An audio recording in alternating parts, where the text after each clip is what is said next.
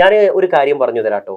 എൻ്റെ നാട്ടിൽ AP വിഭാഗത്തിൻ്റെ പ്രശ്നം ഉണ്ടാകുമ്പോൾ യഥാർത്ഥത്തിൽ സംഘടനാപരമായ 2 വിഷയമാണ് ആണല്ലോ. സംഘടനാപരമായി 2 വിഷയമാകുമ്പോൾ ആ വിഷയത്തിൻ്റെ പേരിൽ നാട് രണ്ടാകട്ടെ എന്ന് തീരുമാനം കൈകൊണ്ടത്, അതിന് ഊർജം നൽകിയത് പണ്ഡിതന്മാരായിരുന്നു.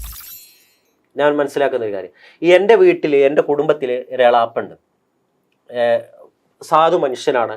അങ്ങനെ ആർക്കും ഒരു വേദന ഉണ്ടാക്കുകയോ അല്ലെങ്കിൽ ഒരു മോശപ്പെട്ട രീതിയിൽ ഞങ്ങളോട് ബിഹേവ് ചെയ്യുന്ന ആളല്ല. നല്ല ശുദ്ധനായ ദീനിയായ ഒരു മനുഷ്യനാണ്. ആ മനുഷ്യൻ AP ആയി എന്നതിൻ്റെ പേരിൽ ആ മനുഷ്യനെ കുടുംബത്തിന് എപ്പോഴും മാറ്റി, ഒരു കുടുംബത്തിൽ എല്ലായ്പ്പോഴും എല്ലാവർക്കും കിട്ടുന്ന ഒരു പരിഗണന കിട്ടാതെ പോവുക, ഒഴിഞ്ഞു നിൽക്കുമ്പോൾ അത് അദ്ദേഹത്തെ കുറിച്ച് മറ്റുള്ളവർ കുറ്റം പറയുന്ന ഒരു സ്ഥിതി വിശേഷമൊക്കെ ഉണ്ടാകുക. ഞാൻ ഒരു കാലത്തെ സംഘടനാ സങ്കുചിതത്തിൽ ഞാൻ ഓർത്തിട്ടുണ്ടായിരുന്നു, അത് ശരിയാണ്, അവരെ മാറ്റി നിർത്തേണ്ടവരും എപ്പോഴും ആക്ഷേപിക്കപ്പെടേണ്ടതാണ്. പക്ഷെ പുതിയ കാലത്ത് ഇതൊക്കെ ചില ആളുകൾ ഉണ്ടാക്കിയ വെറുപ്പുൽപാദനമാണെന്നും അത് അവരുടെ താല്പര്യങ്ങൾക്ക് അനുസരിച്ചുണ്ടാക്കിയതാണെന്നും ഞാൻ തിരിച്ചറിയുന്ന ഒരു കാലത്ത് ഞാൻ സ്വയം മനസ്സിൽ ഉരുകി പശ്ചാത്തപിക്കുകയാണ്. കാരണം എന്താ ചോദിച്ചാൽ, ആ മനുഷ്യൻ എത്രമാത്രം നോവിച്ചു. അവര് നിരപരാധികളാണെന്ന് കരുതരുത്. അല്ല, രണ്ടും ഒരേ കുടുംബങ്ങൾക്കിടയിൽ സ്പ്ലിറ്റ് ഉണ്ടാക്കിയത്, കുടുംബങ്ങൾക്കിടയിൽ വെറുപ്പുണ്ടാക്കിയത്, മനുഷ്യർ കണ്ടാൽ മുണ്ടാത്ത രീതിയിലേക്കാക്കിയത് യഥാർത്ഥത്തിൽ സംഘടനാ പ്രശ്നമായിരുന്നു. ഞാൻ ചോദിക്കുന്നത്, എന്നാൽ എങ്ങനെയാണ് ഈ കുടുംബങ്ങൾക്കിടയിലും ഈ നാട്ടുകാർക്കിടയിലും മദ്രസകളെ ഒരു മദ്രസയിലേക്ക് പോകാതെ പള്ളി രണ്ടാക്കേണ്ട അവസ്ഥ വന്നത്? എന്തുകൊണ്ടാണ്? ഈ ആളുകൾ അവർ നാടുതോറും നടന്ന് വെറുപ്പുൽപാദനം നടത്തിയതിന് അനന്തര ഫലമാണ്. ആ ആളുകൾ ഇന്നത് പറയാൻ മടിക്കുന്നു, അവരുടെ സ്വാർത്ഥ താല്പര്യത്തിന് വേണ്ടി. അപ്പോ ഇവിടെ നമ്മൾ മനസ്സിലാക്കേണ്ടത്, ഒരു കാലത്ത് അവരുണ്ടാക്കിയ വെറുപ്പുൽപാദനത്തിലൂടെ ഭിന്നിപ്പിക്കപ്പെട്ട ഒരു നാടിന്റെ മുന്നിൽ അവർ പല്ലിളിച്ച് രണ്ടും ചേർന്ന് നിൽക്കുമ്പോൾ ഈ നാടിനെ ശിഥിലമാക്കിയതിന്റെ സർവ്വ ഉത്തരവാദിത്വം അവർക്കുണ്ട് എന്ന് തുറന്നു പറയാനുള്ള ധൈര്യവും നട്ടുച്ചയിൽ നമ്മൾ കാണിക്കുകയാണ്. അതെ, ചേർന്ന് നിന്നതിലല്ല നമുക്ക് പരാതി, ചേർന്ന് നിന്നിട്ട് മറ്റൊരു ഇരയെ കിട്ടിയതുകൊണ്ട് ചെയ്യാൻ പാടില്ലാത്ത കാരണം ഞാൻ മനസ്സിലാക്കുന്നത്, ഒരു കാലത്ത് എന്തിനും നമ്മൾ ഉപദേശിക്കുന്ന അല്ലെങ്കിൽ വിമർശിക്കുന്നതിന് പരിധിയുണ്ട്. അതിനപ്പുറം അവിടെ ഞാൻ നോക്കുകയാണ്, എത്ര മലീമസമായ രീതിയിലാണ് അങ്ങോട്ടും ഇങ്ങോട്ടും വെറുപ്പുൽപാദനം നടത്തിയത്. ഇപ്പൊ അതിന്റെ തനി പകർപ്പാണ്. എനിക്ക് തോന്നുകയാണ് ഈ ഹമീദ് വൈസി അമ്പലക്കടവ് വാഫി വിഷയത്തിൽ പറഞ്ഞിട്ടുള്ള എത്രമാത്രം നുണകൾ, കിതാബ് അത് പഠിച്ചു ഇത് പഠിച്ചു, എന്നാൽ അതിന് വാഫി സംവിധാനം അലുമിനി സംവിധാനം ഒറ്റടിക്ക് അവരോട് ചോദിക്കുകയാണ്, നിങ്ങൾ നമുക്ക് ഒരുമിച്ചിരുന്ന് ചർച്ച ചെയ്യാൻ അല്ലെങ്കിൽ ഒരു മേശക്കപ്പുറത്തും പുറത്തിരുന്നിട്ട് ചർച്ച ചെയ്യാൻ സമ്മതിക്കാൻ തയ്യാറുണ്ടോ ചോദിക്കുമ്പോൾ അവരാരും ധൈര്യമില്ല. അപ്പോൾ ഇതൊരു അജണ്ടയാണ്. ഇതേ ആദർശവേദിയിൽ ഒരാൾ ഔദ്യോഗികമായി വെല്ലുവിളിച്ചു, ഞാൻ വളരെ ഉത്തരവാദിത്വത്തോടു കൂടെയാണ് വെല്ലുവിളിക്കുന്നത് എന്ന് പറഞ്ഞൊരു ഫൈസി വെല്ലുവിളിച്ചു. വെല്ലുവിളി ഏറ്റെടുത്ത പോസ്റ്റും അതിന്റെ വോയിസും ഞാൻ തന്നെ അദ്ദേഹത്തിന് വാട്സപ്പിൽ അയച്ചു കൊടുത്തു. കണ്ടു, തയ്യാറായില്ല. ആളുകളെ പൊട്ടീസാക്കാണ്. അതായത് ഇവർക്ക് സംഘടന സംവിധാനം ഉണ്ട്, ശരിയാണ്. വാഫി സംവിധാനത്തിന് ഇവിടെ ചെറിയ അർത്ഥത്തിലൊക്കെ പോറലേറ്റിട്ടുണ്ട്. ഞങ്ങൾ അത് ഇല്ല എന്ന് പറയില്ല, കാരണം നമ്മളെ സംവിധാനത്തിന്. പക്ഷെ അത് വാഫിക്ക് നഷ്ടപ്പെട്ടു എന്ന് വാഫികൾ ആശ്വസിക്കുന്നില്ല. അങ്ങനെയല്ല ഞങ്ങൾ അതിനെ ഉമ്മത്തിനാണ് നഷ്ടം. ഞാൻ ചോദിക്കുന്നത്, വാഫികൾക്ക് വലിയ നഷ്ടം. ഇപ്പോൾ വാഫി സംവിധാനത്തിൽ നാളെ ഇതുവരെ കടന്നുപോയ സ്ഥാപനങ്ങളുടെ എണ്ണം പറഞ്ഞപ്പോൾ ഇത്രയും പെട്ടെന്ന് ഞങ്ങളെ ചെറുപ്പത്തൊക്കെ പോയോ എന്ന് ചിന്തിച്ച് ഉസ്താദ് നമ്മുടെ സമ്മേളനത്തിൽ പറയുന്നുണ്ട് 150ഓളം സ്ഥാപനങ്ങൾ വന്നു പോയി അഫിലിയേഷൻ എന്ന് പറഞ്ഞപ്പോൾ 150 സ്ഥാപനം ഉണ്ടായിരുന്നു, ഞങ്ങൾ എതിർത്തപ്പോൾ 50ആയി 60ആയി എന്ന് അവർ ആശ്വസിക്കണം. യഥാർത്ഥത്തിൽ അതല്ല അതിൻ്റെ അർത്ഥം. നാളിതുവരെ അഫിലിയേറ്റ് ചെയ്ത് ഇടക്കാലത്തൊക്കെ അല്ലെങ്കിൽ പ്രോട്ടോകോൾ പാലിക്കാനോ അല്ലെങ്കിൽ വാഫി മുന്നോട്ട് വെക്കുന്ന കണ്ടീഷൻ സാമ്പത്തികമായും പലതിനാലും പോകുന്ന ഒരുപാട് അഫിലിയേഷൻ കട്ട് ചെയ്യും, അങ്ങനെയൊക്കെയാണ്. ഏതായാലും നമ്മൾ പറഞ്ഞു വന്നത്, വാഫി സംവിധാനത്തിന് മാത്രമല്ല നഷ്ടം. നോക്കണം, സമസ്ത എന്ന പവിത്രമായ നാളിതുവരെ ഒരു ആത്മീയ ദിശയായി, ഒരു കിബിലയായി സമൂഹം കണ്ടുവന്നിരുന്ന പ്രസ്ഥാനത്തിന് മൂല്യച്യുതി ഏൽപ്പിക്കുന്ന രീതിയിലേക്ക്, സമൂഹം അതിനെ അവമതിക്കുന്ന രീതിയിലേക്ക്, പരിഗണിക്കാത്ത രീതിയിലേക്ക്, സമൂഹം പണ്ഡിതനെ കാണുമ്പോൾ പുച്ഛിക്കുന്ന രീതിയിലേക്ക്, സമൂഹം പണ്ഡിതനെ കാണുമ്പോൾ പണ്ഡിതന് കൊടുക്കേണ്ട റെസ്പെക്ട് കൊടുക്കാതെ, സമൂഹം എല്ലാ അർത്ഥത്തിലും സമസ്തയോട് മുഖം തിരിഞ്ഞു നിൽക്കുന്ന ഒരു അവസ്ഥയിലേക്ക് ഈ സമൂഹത്തെ എത്തിച്ചത് ഷജറകളാണ്. ഈ ഹമീദ് വൈസി അമ്പലക്കടവും സത്താർ ബന്ദലൂരാണ്. അവരുടെ താല്പര്യമാണ്, അവരുടെ താല്പര്യത്തിനനുസരിച്ച് നീങ്ങാത്തവരെയൊക്കെ താല്പര്യത്തോട് അനുധാവനം ചെയ്യുന്ന ആൾക്കാർ, അതെ, അതിന് അവർക്കനുസരിച്ച് വിധേയപ്പെടുന്നില്ലെങ്കിൽ അവർ വഹാബിയാണ്. അവർക്ക് അനുസരിക്കാത്ത അല്ലെങ്കിൽ അവരെ ചേർത്ത് പിടിക്കാത്ത, അവരെ ഉൾക്കൊള്ളിപ്പിക്കാത്ത സ്ഥാപനങ്ങൾ വഹാബി സ്ഥാപനങ്ങളാണ്. അങ്ങനെയാണ് വാഫി സ്ഥാപനം വഹാബിയായത്, അങ്ങനെയാണ് ദാറുൽ ഹുദ വഹാബിയായത്, അങ്ങനെയാണ് ജാമിയ വഹാബിയായത്. തന്നെയാണ് പാണക്കാട് തങ്ങളും സങ്കര സംസ്കാരത്തിലെത്തിയത്. അതെ, അവരുടെ കൂടെ ഒന്നുമില്ല. അതെ, അത് നമ്മളൊരു വിഷയമായിട്ട് എന്തായാലും കൊണ്ടുവരേണ്ട ഒരു കാര്യമാണ്. കാരണം നമ്മൾ നോക്കുക, ഇപ്പോ പാണക്കാട് തങ്ങളെ ഇവർ ആക്രമിക്കുന്നു. പാണക്കാട്ട് തങ്ങളെ സങ്കര സംസ്കാരത്തിന്റെ വക്താവാകാണ്. എങ്ങനെയാണ് പാണക്കാട് തങ്ങളെ സങ്കര സംസ്കാരത്തിന്റെ വക്താവാകാൻ? ഞാൻ ചോദിക്കുകയാണ്, സയ്യിദ് അബ്ദുറഹ്മാൻ ബാഫക്കി തങ്ങൾ ഇവിടെ ജീവിച്ചു പോയിട്ടുണ്ട്. ബാഫക്കി തങ്ങൾ തിരൂരങ്ങാടിയിലെ PSMO കോളേജിലെ പള്ളിക്ക് തറക്കല്ലിടാൻ MK ആജി എന്ന അന്നത്തെ കൊടികുത്തിയ ഏറ്റവും വലിയ മുജാഹിദുകാരനായ തൻ്റെ സതീർത്ഥ്യന്റെ ക്ഷണം സ്വീകരിച്ച് അവിടെ എത്തിയ മഹാനായ സയ്യിദ് അബ്ദുറഹ്മാൻ ബാഫക്കി തങ്ങൾ, ഖായിദുൽ ഖൗം സയ്യിദ് അബ്ദുറഹ്മാൻ ബാഫക്കി തങ്ങൾ അവിടെ ചെന്നപ്പോൾ അദ്ദേഹം ഇന്ന് ജീവിച്ചിരിപ്പുണ്ടെങ്കിൽ ഷജറ കണ്ണാടിയിലൂടെ അദ്ദേഹത്തെ അവർ വിശേഷിപ്പിക്കുന്നത് ഏറ്റവും മൂത്ത സങ്കര ഇനത്തിന്റെ സംസ്കാരമുള്ള വഹാബി എന്നവർ. ഖായിദുൽ ഖൗം സയ്യിദ് അബ്ദുറഹ്മാൻ ചാപ്പ കുത്തുന്നതിൽ അവർക്ക് മടിയുണ്ടാവില്ല. കാരണം ഇത് സയ്യിദ് സ്വാദിഖ് അലി ശിഹാബ് തങ്ങൾ അനുവർത്തിക്കുന്ന, അവർ ഫോളോ ചെയ്യുന്ന അല്ലെങ്കിൽ അവർ പുലർത്തുന്ന ഒരു സംസ്കാരം അത് പുതിയതല്ല, സ്വാദിഖ് അലി തങ്ങളായിട്ട് കൊണ്ടുവന്നല്ല. പുതിയ പാണക്കാട്ട തങ്ങന്മാർ പുതിയൊരു സംസ്കൃതിയെ രൂപപ്പെടുത്തുകയല്ല. കാലാന്തരങ്ങളായി ആ സ്ഥാനത്തിരുന്ന ഖായിദുൽ ഖൗം സയ്യിദ് അബ്ദുറഹ്മാൻ ബാഫക്കി തങ്ങൾ മുതൽ പൂക്കോയ തങ്ങൾ മുതൽ സയ്യിദ് മുഹമ്മദ് അലി ശിഹാബ് തങ്ങളും ഹൈദർ അലി ശിഹാബ് തങ്ങളൊക്കെ കുട്ടശ്ശേരിയുടെ പുസ്തകം പ്രകാശനം ചെയ്യുന്നത് സയ്യിദ് ഹൈദർ അലി ശിഹാബുകളാണ്. അതിന്റെ ബാക്കിൽ ഫോട്ടോയിൽ കാണുന്നത് ഹമീദ് ഫൈസി അമ്പലക്കടവാണ്. കുട്ടശ്ശേരിയുടെ ശിഷ്യ ഗണങ്ങളിൽ പെടുന്ന ഒരു വ്യക്തിയുടെ പേര് ചോദിച്ചാൽ ഒന്ന് ഹമീദ് ഫൈസി അമ്പലക്കടവാണ്. എങ്ങനെയാണ് അത് സംഭവിച്ചത്? തനിക്ക് ജമാഅത്ത് ഇസ്ലാമിയുടെയും മുജാഹിദ് സ്ഥാപനത്തിലും പോകാം, പഠിക്കാം, കോംപ്രമൈസ്. എനിക്കൊന്നും ബാധിക്കില്ല എന്ന ഒരർത്ഥത്തിൽ ബാക്കിയുള്ളവർ പോയി കഴിഞ്ഞാൽ അവർ മുജാഹിദുകളാണ്, ജമാഅത്തുകാരാണ്. എന്നാൽ ഞാൻ ആ സ്ഥാപനത്തിൽ പോയി ഈ കൂടെ ഇരുന്നാൽ ആദർശം അവിടെ പോയി പഠിച്ചാലും ചോരൂല. അതാണ് മൂപ്പരെ പവറാണ് അവിടെ മനസ്സിലാക്കേണ്ടത്. ഏതായാലും പാണക്കാട്ട് തങ്ങളെ സങ്കരീന സംസ്കാരത്തിന്റെ വക്താവായിട്ട് പെരിന്തൽമണ്ണയിൽ പ്രഘോഷണം ചെയ്യുമ്പോൾ ഞാൻ അവരോട് ചോദിക്കുകയാണ്, സയ്യിദ് അബ്ദുറഹ്മാൻ ബാഫക്കി തങ്ങൾ ഈ സങ്കരീന സംസ്കാരത്തിന്റെ വക്താവായിരുന്നു. ഇനി ഞാൻ ഒന്നും കൂടി നമുക്ക് ചരിത്രത്തിൽ നേരത്തെ ഞാൻ പറഞ്ഞു, പാങ്ങിൽ അഹമ്മദ് കുട്ടി മുസ്ലിയാർ സമസ്ത രൂപീകരിച്ച് തൻ്റെ സതീർത്ഥ്യരായ 1921 മലബാർ സമരത്തിൽ തൻ്റെ കൂടെ സമര നേതൃത്വത്തിൽ ഉണ്ടായിരുന്ന വക്കം അബ്ദുൽ ഖാദർ മൗലവി, കെ മൗലവി, നദുവത്തുൽ മുജാഹിദീൻ കൊണ്ടുവന്നപ്പോൾ സമസ്ത രൂപീകരിച്ച് അവരോട് ആശയപരമായി സംവേദന നടത്തുകയും പകലന്തിയോളം പോരാട്ടം നടത്തി ചർച്ചകൾ കിതാബ് വെച്ച് ചർച്ച ചെയ്യുകയും മുസ്ലിം ഉമ്മത്തിന് കാവൽ നിൽക്കുകയും ചെയ്യുമ്പോഴും മുസ്ലിം സമുദായത്തിൻ്റെ പൊതു പ്ലാറ്റ്ഫോമിൽ മഹാനായ പാങ്ങിൽ അഹമ്മദ് കുട്ടി മുസ്ലിയാർ ഒരുമിച്ചിരിക്കുമായിരുന്നു. ആരോടൊപ്പം? ഈ കെ മൗലവിയോടൊപ്പം, ഈ വക്കം അബ്ദുൽ ഖാദർ മൗലവിയോടൊപ്പം. അവിടെ അവർക്ക് ഒരിക്കലും ആദർശ ശോഷണം സംഭവിക്കുന്നില്ല. കാരണം ആദർശ സംവാദങ്ങൾ സർഗാത്മകമാണ്. അത് തന്നെയാണ് കാലാന്തരങ്ങളായി കൊണ്ടുവന്നിട്ടുള്ള ഒരു രീതി. അവിടെയാണ്. അല്ലെങ്കിൽ പാങ്ങിൽ അഹമ്മദ് കുട്ടി മുസ്ലിയാർ എന്ന് പറയുന്ന യശശരീരനായ ആ കൃതഹസ്ഥനായ മഹാപണ്ഡിതൻ, അദ്ദേഹത്തിന് വല്ല അപജയം സംഭവിച്ചു എന്ന് നമുക്ക് വിശ്വസിക്കാൻ കഴിയോ? ഷജറോട് ചോദിച്ചു നോക്കണം. അവരുടെ കണ്ണാടിയിൽ ഇപ്പൊ അത് എങ്ങനെയാണെന്നുള്ള മനസ്സിലാകുന്നില്ല. ഇത്രയും കാലം നമ്മൾ പറഞ്ഞു വന്നതാണ് ഇതൊക്കെ. അതെ. ഈ പറയപ്പെട്ട സംഭവങ്ങൾ മുഴുവനും നമ്മൾ മറ്റു ചിലർക്ക് മറുപടിയായിട്ട് കാലങ്ങളോളം പറഞ്ഞു വന്നതാണ് എന്നത് ഇന്ന് മറന്നുപോവുകയാണ്. ഞാൻ പാങ്ങിൽ അഹമ്മദ് കുട്ടി മുസ്ലിയാരുടെ ഈ പുസ്തകം എഴുതിയ ആള് സാദിഖ് ഫൈസി താനൂരാണ്. അതുകൂടി അതിൽ രസകരമായൊരു കാര്യമാണ്. ആ പുസ്തകത്തിൽ പറയുന്നുണ്ട്, പാങ്ങിൽ ഉസ്താദ് ആശയപരമായ സംവാദം നടത്തുമ്പോഴും മുസ്ലിം ലീഗിന്റെ പോലുള്ള ഒരുമിച്ചിരിക്കേണ്ട വേദികളിൽ ഇവരോടൊപ്പം ഒരുമിച്ചിരിക്കുമായി. അതിൽ രണ്ട് സന്ദേശമാണ് നൽകുന്നത്. ഒന്ന്, പാങ്ങിൽ ഉസ്താദിന്റെ ആദർശം തഖ്വയിൽ യോജിച്ചിരിക്കേണ്ട ഇടങ്ങളിൽ യോജിച്ചിരിക്കണം എന്ന വലിയ സന്ദേശം എക്കാലത്തേക്കും നൽകിയതാണ് പാങ്ങിൽ ഉസ്താദിന്റെ ആ ചരിത്രം കൊണ്ട് ഇന്നത്തെ ഷജറയും അന്നത്തെ എഴുത്തുകാരനും നൽകുന്ന വലിയ സന്ദേശം കേട്ടിട്ടുണ്ട്. PK ബഷീറിന്റെ പിതാവാണ് സീതി ഹാജി കൊടുത്തിട്ടുള്ള വാഹനത്തിൽ സമസ്തയുടെ റയീസ് മുഹഖിഖീൻ കണ്ണിയത്ത് ഉസ്താദ് യാത്ര ചെയ്യുമായിരുന്നു എന്നാണ്.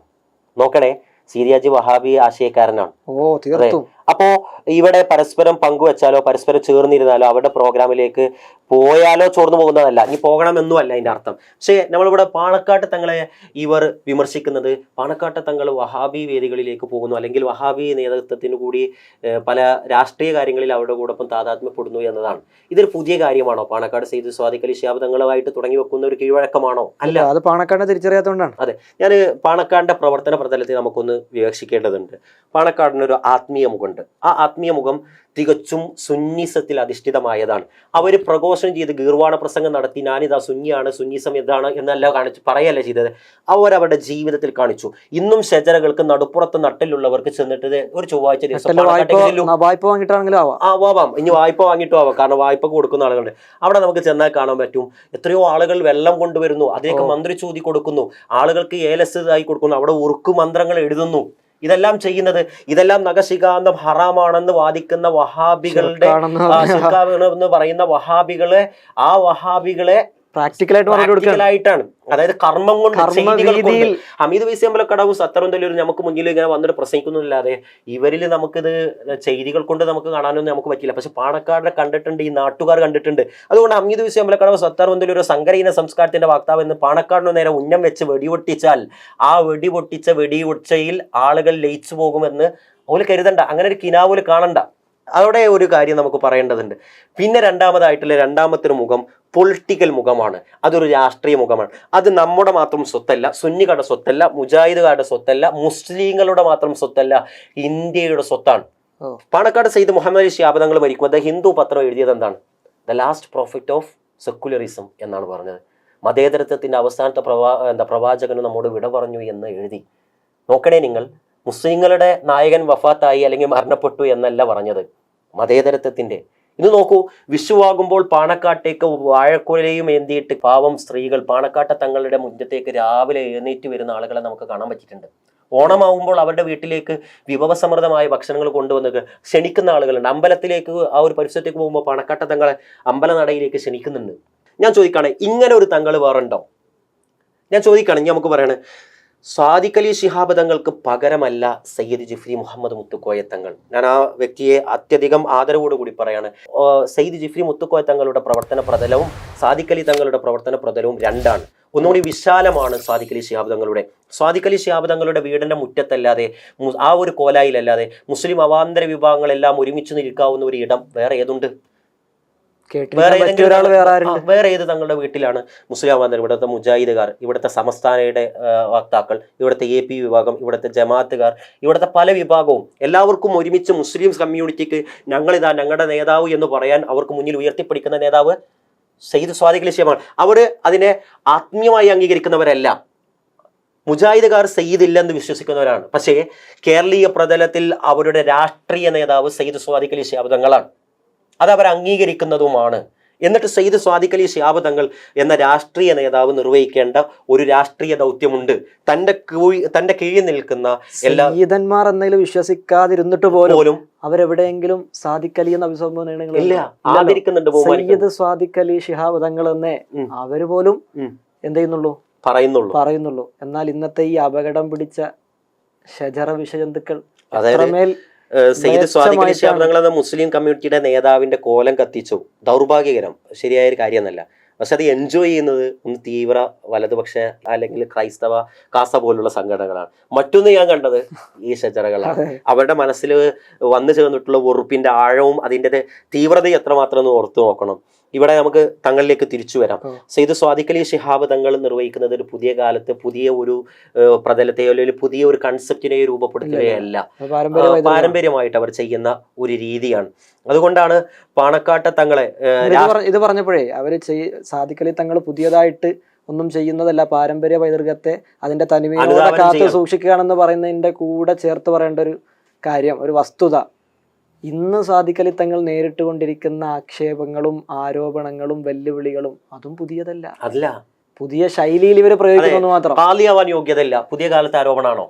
ഇന്ന് പാണക്കാട് സയ്യിദ് സാദിഖ് അലി ശിഹാബ് തങ്ങൾക്ക് വിവരമില്ല, കാളിയാവാൻ യോഗ്യതയില്ല എന്നൊക്കെ പലരും പ്രചരിപ്പിക്കുമ്പോ നമ്മളൊന്ന് തിരിഞ്ഞു നോക്കണം.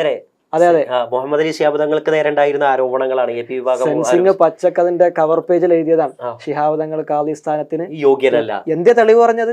പെണ്ണുങ്ങളുടെ കൂടെ ഇരിക്കുന്നു, മ്യൂസിക് കേൾക്കുന്നു. ഞാൻ ചോദിക്കാണ്, സയ്യിദ് സാദിഖ് അലി ശിഹാബ് തങ്ങളെ ഇവിടുത്തെ മുജാഹിദുകാർ അവര് സയ്യിദ് എന്ന അർത്ഥത്തിലല്ല, രാഷ്ട്രീയപരമായി ഞങ്ങൾക്ക് മുന്നിൽ നിൽക്കേണ്ട ആളുകൾ അവരാണ്. ആ ഒരു കൺസെപ്റ്റ് ശരിക്കും സുന്നികളായ നമ്മൾ അതിൽ ഒരു വല്ലാത്തൊരു പ്രസ്റ്റീജ് കാണിക്കാൻ വേണ്ടത്. കാരണം ഇവിടുത്തെ വഹാബികൾ പോലും സുന്നികളായ ഞങ്ങളുടെ സയ്യിദിനെയാണ് അവർ രാഷ്ട്രീയപരമായി അംഗീകരിക്കുന്നത് എന്ന് പറയുമ്പോൾ അതിൽ പ്രസ്റ്റീജ് കാണിക്കുന്നതിന് പകരം അഭിമാനം കൊള്ളുകയാണ് ചെയ്യേണ്ടത്. പക്ഷേ ഇത് ധ്രുവീകരണം മാത്രം അല്ലെങ്കിൽ കലക്കണം എന്ന് ചിന്തിക്കുന്നവർ മാത്രമാണ് അതിനെ പോസിറ്റീവ് കാണാതെ നേരും നെറിവും സത്യവും മറച്ചു വെച്ചുകൊണ്ട് ചില അജണ്ടകൾക്ക് വേണ്ടി നുണകളും കുപ്രചനകളും ഉണ്ടാക്കാണ്. അല്ലെങ്കിൽ പഴകി പുളിച്ച പഴയ കാലത്തെ ചിലർ ഉന്നയിച്ച ആരോപണങ്ങൾ വീണ്ടും എടുത്ത് ഉപയോഗിക്കാണ്. ഏതായാലും നമുക്ക് വരുമ്പോൾ മനസ്സിലാക്കാൻ പറ്റും, പാണക്കാട് സയ്യിദ് സാദിഖ് അലി ശിഹാബ് തങ്ങൾ നിർവഹിക്കുന്ന ദൗത്യം കാലം തേടുന്ന ദൗത്യമാണ്. പാണക്കാട് തകർന്നാൽ, ഞാൻ നിങ്ങളോട് ഒരു കാര്യം പറഞ്ഞു തരാം, വളരെ പ്രധാനപ്പെട്ട ഒരു കാര്യമാണ്. ഞാനൊരു രാഷ്ട്രീയ മാനം ഈ തെരഞ്ഞെടുപ്പ് അല്ലെങ്കിൽ ഈ ഷജറൈസത്തെ ചർച്ച ചെയ്യുമ്പോൾ നമ്മൾ പറയണം, കേരളത്തിൽ ഇന്ന് ഇന്ത്യയിൽ CPM അല്ലെങ്കിൽ കമ്മ്യൂണിസ്റ്റ് പാർട്ടിക്ക് നിലനിൽപ്പുള്ള ഏക മണ്ണ് അല്ലെങ്കിൽ അവർക്കൊരു ബേസ്മെന്റ് ഉള്ള ഏക മണ്ണ് പറയുന്നത് കേരളമാണ്. ശരിയാണല്ലോ? അതെ, കേരളമാണ്.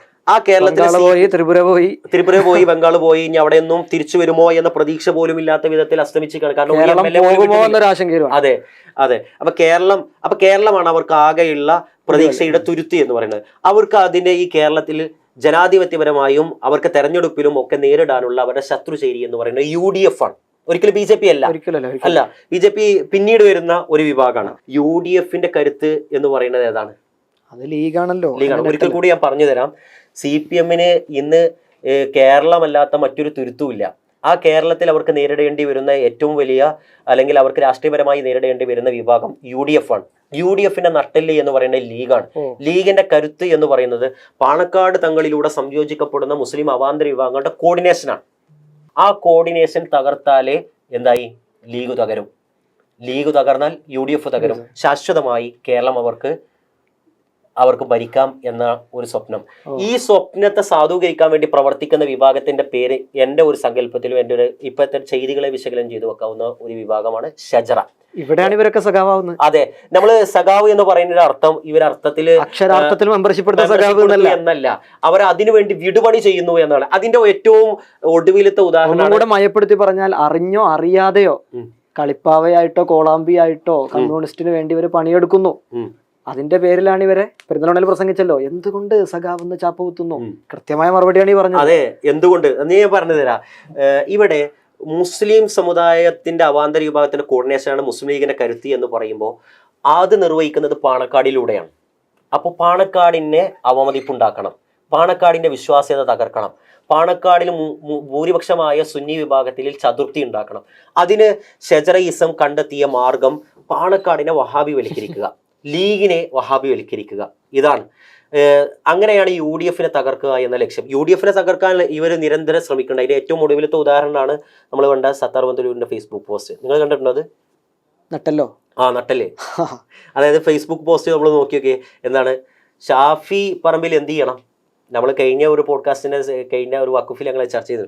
ഷാഫി പറമ്പിൽ IBയുടെ എൻ്റെ നട്ടല് കടം കൊള്ളണം എന്ന് പറയുമ്പോൾ അതേ സത്താർ ബന്ദലൂർ മതനിരപേക്ഷ പ്രസ്ഥാനം എന്ന അർത്ഥത്തിലാണ് കോൺഗ്രസിനെ വിലയിരുത്തിയിട്ട് അതിനെ അപലപിച്ചതെങ്കിൽ, ഷാഫി പറമ്പിനെ ആക്ഷേപിച്ചെങ്കിൽ അതേ ആക്ഷേപത്തിന് അതേ തൂക്കിലും നിലയിലും ആക്ഷേപിക്കപ്പെടേണ്ട ഒരു വ്യക്തിയായിരുന്നു ആര്? AR റഹീം. രാജ്യസഭയിൽ അദ്ദേഹം പ്രസംഗിച്ചിട്ടില്ല, ജോൺ ബ്രിട്ടാസാണ് പ്രസംഗിച്ചത്. ജോൺ ബ്രിട്ടാസ് തന്നെയാണ് പ്രസംഗിക്കൽ AR റഹീമിലേറെ ഒന്നും കൂടി നല്ലത്. കാരണം AR റഹീമിന്റെ പ്രസംഗത്തിലല്ല എന്താണ് AR റഹീം എന്ന മുസ്ലിം പ്രസംഗിക്കുന്നതിലേറെ ജോൺ ബ്രിട്ടാസ് എന്ന ക്രൈസ്തവൻ പ്രസംഗിക്കുമ്പോൾ അതിനൊരു ബലമുണ്ട് എന്ന അർത്ഥത്തിലാണ്. അതെ, പക്ഷെ സത്താർ ബന്ദലൂർ അതെ അങ്ങനെ പറയാം. സത്താർ ബന്ദലൂർ ഒരുപക്ഷെ സത്താർ ബന്ദലൂർ എന്തുകൊണ്ട് AR റഹീമിനെ പ്രൊജക്ട് ചെയ്യാനോ അല്ലെങ്കിൽ അദ്ദേഹത്തിനെ ആക്ഷേപിക്കാനോ അദ്ദേഹത്തിന് ഒരു രണ്ടുപേരി കുറിച്ചില്ല. ഇനി ഒന്നും കൂടി കടന്നിട്ട് വരികയാണ്. ജോസ് കെ മാണി ഇടതുപക്ഷ ടിക്കറ്റിൽ രാജ്യസഭയിലെ MP അല്ലേ? അദ്ദേഹം BJPക്കല്ലേ വോട്ട് ചെയ്തത്? എന്തേ സത്താർ ബന്ദലൂരില് മതനിരപേക്ഷ വോട്ട് നേടി കേരളത്തിനെ വഞ്ചിച്ച ജോസ് കെ മാണിക്ക് നേരെ ഒരു വാക്ക് കുടിക്കാത്ത എന്താ? അതിനുള്ള നട്ടെല്ല് മറ്റെവിടെന്നെങ്കിലും സത്താർ ബന്ദലൂർ കടം കൊള്ളണം എന്ന് നമുക്ക് പറയാം. ഇനി നോക്കാം, രാഹുൽ ഗാന്ധി പ്രസംഗിച്ചില്ല എന്നുള്ളതാണ് മറ്റൊരു ആക്ഷേപമായിട്ട് അതിൽ വന്നത്.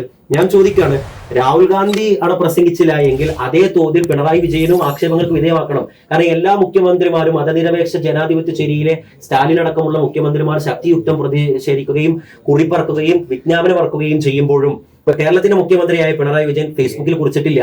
അദ്ദേഹത്തിന്റെ ഒരു വീഡിയോ ബൈറ്റിംഗ് ഒക്കെ കാണിച്ചു തരാൻ പറ്റുമോ? ഇല്ല.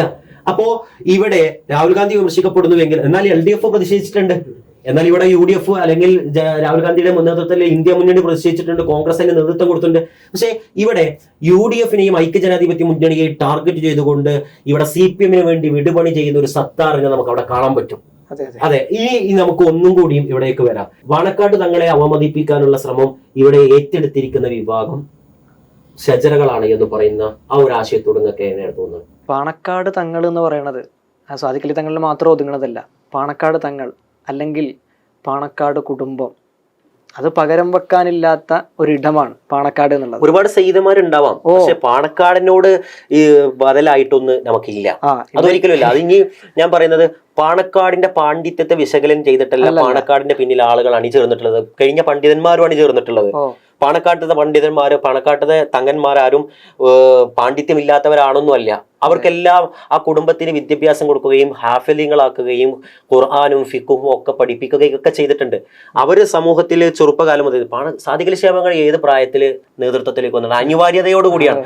തന്റെ പഠനവും തന്റെ സൗകര്യവും ഒക്കെ മാറ്റി നിർത്തിയിട്ടാണ് നേതൃത്വത്തിലേക്ക് വരുന്നത്. സമൂഹത്തിന് വേണ്ടി സമർപ്പിച്ച ജീവിതമാണ് അവർ. അതെ, അല്ലെങ്കിൽ തന്നെ നമ്മളൊന്ന് ചിന്തിച്ചു നോക്കിയാൽ മതിയല്ലോ, നമുക്ക് എത്ര ആളെ സങ്കടം കേൾക്കാൻ പറ്റും. അതെ, ഇത് ജീവിതം അതിനു വേണ്ടി ഒഴിഞ്ഞു വെച്ചവരാണ്. ഒരു കല്യാണത്തിന്റെ സന്തോഷത്തിൽ പോലും മറ്റുള്ളവരുടെ പരാതി കേൾക്കാൻ തുറന്നു വെച്ച കാതുമായി പാണക്കാട്ടെ തങ്ങളല്ലാതെ വേറെ ആരുണ്ട്? വിമർശകർക്ക് മറുപടി പറയാം. തുറന്ന ചോദ്യമാണ്. പാണക്കാടിന് പകരം മറ്റൊരു ഇടം എവിടെയുണ്ട്? ഇവിടെയാണ് പാണക്കാട് നമ്മൾ പഠിക്കേണ്ടത്. എല്ലാവർക്കും വേണം എന്റെ തങ്ങളെ. ഇതറിയാവുന്ന ഷജറുകൾ പാണക്കാട്ടെ തങ്ങളെ ആക്രമിക്കുകയും ദുർബലപ്പെടുത്താൻ ശ്രമിക്കുകയും ചെയ്യുമ്പോൾ അവർ ആർക്കു വേണ്ടിയാണ് പണിയെടുക്കണമെന്ന് നമ്മൾ പറയേണ്ടത്. നമ്മൾ നേരത്തെ പറഞ്ഞു വെച്ചെടുത്താണ് വിഷയം. അവിടെയാണ് അവർ സഖാക്കളുടെ ഒരു താല്പര്യത്തിന് വേണ്ടി നിലകൊള്ളുന്നു എന്ന് പറയേണ്ടത്. അല്ലാതെ അവർ മെമ്പർഷിപ്പ് എടുത്തു എന്നല്ല ഇതിന്റെ അർത്ഥം. ഇവിടെ സത്തർ ബന്തല്ലൂർ പാണക്കാടുകളെ പരോക്ഷമായി വിമർശിക്കുന്നുമ്പോ, അല്ലെങ്കിൽ ഹമീദ് വൈസി അമ്പലക്കടവ് സത്തർ പാണക്കാട് സങ്കരീന സംസ്കാരത്തിന്റെ വാക്താക്കളാണെന്ന പരോക്ഷമായ അമ്പ യഥാർത്ഥത്തിൽ ഇതിലൂടെ മൂല്യശോഷണം സംഭവിക്കുക വഴി ഇതിൽ നിന്ന് ഭൂരിപക്ഷമായ സുന്നികൾ അടർത്തിയെടുക്കുകയും അതുവഴി പാണക്കാട് ദുർബലപ്പെടുകയും അതുവഴി ലീഗ് ഇല്ലാതാവുകയും ചെയ്യുമെന്ന കിനാവ് കാണുകയും ഇതിന് ഊർജം പകരുകയും ചെയ്യുന്നത് ആരാണ്? CPM ആണ്. ഞാൻ ഇതിന് ഉപോത്ഭകമായ ഒരു ഉദാഹരണം പറയാട്ടോ. 1989 സമസ്ത രണ്ടാകുന്നൊരു ഘട്ടം ഞാൻ എന്റെ വായിച്ചിട്ടുള്ളതാണ്. ഞാൻ പൂക്കിപ്പറമ്പ് വാഫി കോളേജിൽ പഠിക്കുമ്പോൾ സുന്നി അഫ്കാറിലോ അല്ലെങ്കിൽ അതുപോലെ സത്യധാരിയിലോ ഏതിലോ ഒന്നിലാണ് സത്താർ ബന്തല്ലൂർ TKMC എന്ന് പറയുന്ന കമ്മ്യൂണിസ്റ്റ് ചേരിയിലെ തറവാട്ടിലെ കാരണവരെ നടത്തുന്ന ഒരു ഇന്റർവ്യൂ ആണ്. ഒരുപാട് ചോദ്യങ്ങൾ ചോദിക്കുന്നുണ്ട്. ആ ചോദ്യത്തിൽ ഏറ്റവും പ്രധാനപ്പെട്ട ചോദ്യം 89 കാലഘട്ടങ്ങളിൽ ഒരു വിഘടനവാദവുമായി വന്നപ്പോൾ APകൾക്ക് നിങ്ങൾ പിന്തുണ കൊടുത്തിരുന്നു എന്ന ചോദ്യമാണ്. ആ സന്ദർഭത്തിൽ TKMC പറയാണ്, ഞങ്ങൾക്ക് മുന്നിൽ ലീഗിന്റെ ഒരു കരുത്തായി അല്ലെങ്കിൽ ലീഗിന്റെ ഒരു വോട്ട് ബാങ്കായി സമസ്ത നിലകൊള്ളവേ അവിടെ ഒരു വിഘടനവാദവുമായി AP അബൂബക്കർ മുസ്ലിയാർ വന്ന സന്ദർഭത്തിൽ എല്ലാവിധത്തിലുള്ള പിന്തുണയും ഞങ്ങൾ കൊടുത്തിട്ടുണ്ട്. TKMC തുറന്ന് സമ്മതിക്കുന്നുണ്ട്. അത് അവരുടെ രാഷ്ട്രീയപരമായ അതിൽ പറയുന്നുണ്ട്. അത് രാഷ്ട്രീയപരമായിട്ടുള്ള കാര്യം. ഇന്ന് എന്റെ മുന്നിൽ അത് എടുത്ത് ഉയർത്തി കാണിക്കാനൊന്നുമില്ല. പക്ഷേ ഇത് കേൾക്കും, ഒരു പക്ഷേ സത്താർ ബന്തല്ലൂർ ഇത് കേൾക്കുമെങ്കിൽ സത്താറിനത് മനസ്സിലാവും. ഒരു കാലത്ത് ഞാൻ തന്നെയാണ് റിപ്പോർട്ട് ചെയ്ത ഒന്നാണെന്നുള്ളത് ഞാൻ വായിച്ചിട്ടുണ്ട്. എന്റെ മനസ്സിൽ സ്ട്രൈക്ക് ചെയ്തിട്ടുള്ള ഒരു കാര്യമാണ്. അതുകൊണ്ടാണ് മാനസാന്തരത്തിന് കാരണമാകട്ടെ എന്ന് ആശിക്കുന്നു. അതെ. അപ്പോ കോൺഫ്ലിക്റ്റ് ഉണ്ടാകുമ്പോൾ മുസ്ലിം സംഘടന അല്ലെങ്കിൽ മുസ്ലിം സമുദായത്തിന്റെ കെട്ടുറപ്പിനെ നശിപ്പിക്കാൻ ഇടം കിട്ടുമ്പോഴെല്ലാം CPM സഹായമായി വന്നിട്ടുണ്ട്. അപ്പൊ നമ്മൾ ഉറച്ചു വിശ്വസിക്കണം, ഈ ഒരു ഘട്ടത്തിൽ പാണക്കാട് വിരുദ്ധ ചേരിക്ക് എല്ലാവിധ പിന്തുണയും പിന്നിൽ ഉറച്ചു നിൽക്കുന്ന വ്യക്തികളും CPMന്റെ അനുഭാവികളാണ്. അതിന് ഉദാഹരണം നമുക്ക് പറയാൻ പറ്റും. ഒരു ഉദാഹരണം, ഏറ്റവും സമീപകാലത്ത് ഒരു ഉദാഹരണം നമുക്ക് പറ്റും. ഇപ്പൊ ഈ സമ്മേളനം കഴിഞ്ഞപ്പോൾ ഉടനെ തന്നെ ഒരാളുടെ ഫേസ്ബുക്ക് പോസ്റ്റ് വന്നു.